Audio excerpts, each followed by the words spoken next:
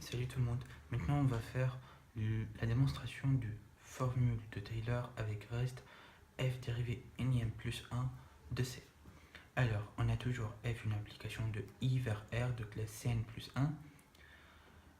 On prend a et x appartenant à i, alors on a existence d'un c appartenant à r qui est entre a et x, tel que f de x égale f de a plus f' de a fois x moins a jusqu'à f dérivé n de a sur factoriel n fois x moins n puissance n plus f dérivé n plus 1, mais en c sur n plus 1 factoriel fois x moins a puissance n plus 1. Alors, pour cette démonstration, on va démontrer pour c appartenant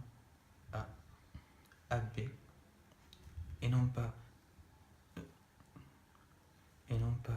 c appartenant à A et B.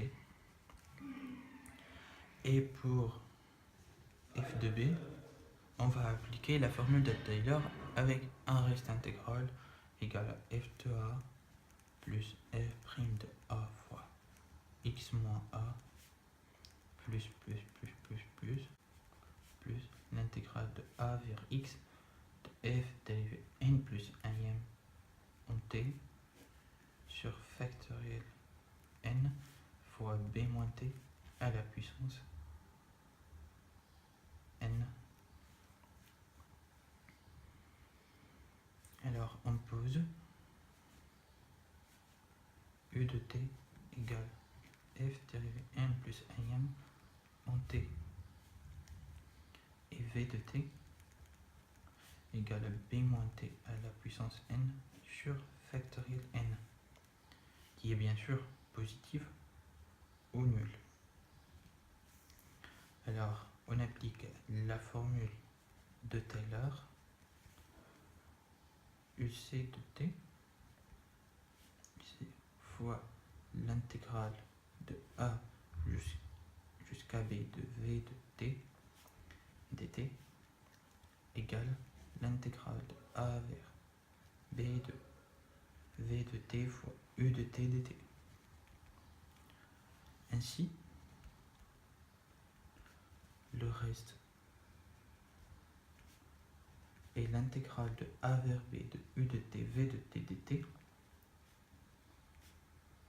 égale f n plus 1 en c de l'intégrale de a vers b de b moins t à la puissance n sur factoriel n dt, qui est aussi égal à f dérivé n plus 1 fois b moins t à la puissance n plus 1 sur n plus 1 factoriel, qui est la primitive de cette fonction-là,